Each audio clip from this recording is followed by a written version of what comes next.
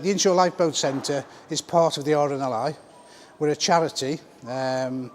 What we do here is we build all the country's inshore lifeboats, and that's the ribs, the Atlantic 75, the Atlantic 85, and we also repair them and maintain them here. We do refits on them.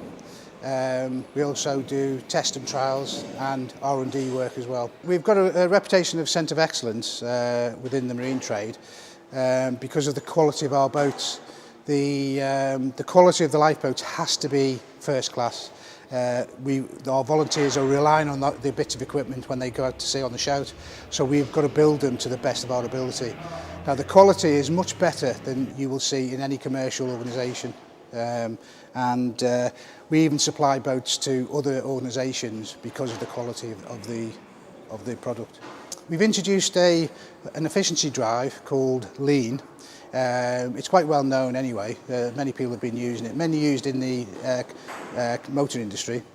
And what we did, we introduced it 2 years ago, and since then we've actually saved a lot of hours, and our boats are turned around a lot quicker.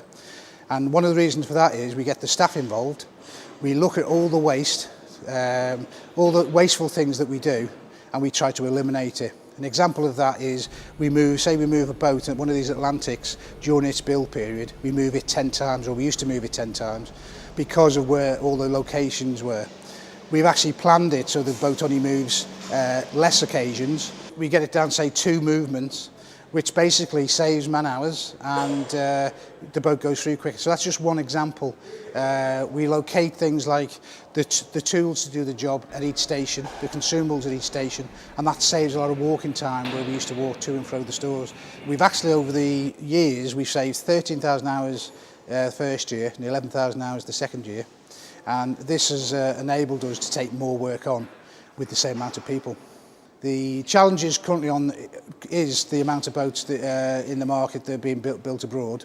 So any boat builders in this country will be struggling for new build, mainly because they've got such a lot of competition. We do struggle with the craftsmen that we need. Now and again, it depends on who is busiest at what part of the year. But if we advertise, we could be short of electricians, we could be a shortage of marine fitters. But what we tend to do, we train our own apprentices. We've got 3 modern apprenticeships currently, and we run a 4-year scheme. So we actually train our own. Where we think there's a skill shortage, we will actually train them. So, and that's been going for 12 years. The boat you see behind me is an Atlantic 85. Most of what's on the boat we build in-house. But you'll see the whole structure underneath is made by a local company on the island. The mast is made by a local company on the island, and a lot of the other parts on there are also from suppliers on the island as well. When Crew Training went to Poole, our headquarters, we felt a loss because that was about 5% of what we used to do. We used to train all the crews here. But it made logical sense that if we were training crews in Poole anyway for the bigger boats, the all-weather lifeboats, it made sense to centralise the inshore lifeboat crews training as well.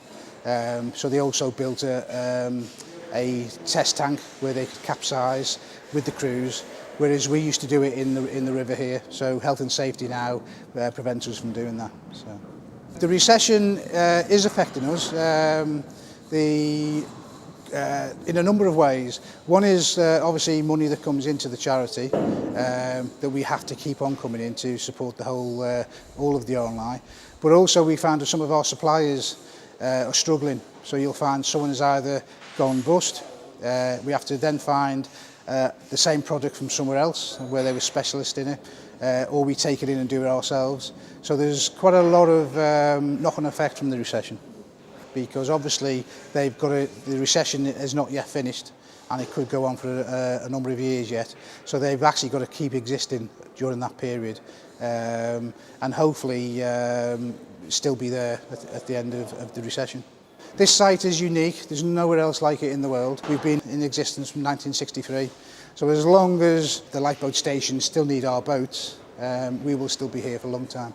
In your view, is the island's marine sector in decline? I think it was. I think we had quite a number of years of decline. I think it's stabilised a little bit, and we've now seen the introduction of new boatyards on the river. So hopefully, although it might be stabilising now, we may see a slight growth. How important are marine-associated activities to the island, do you think?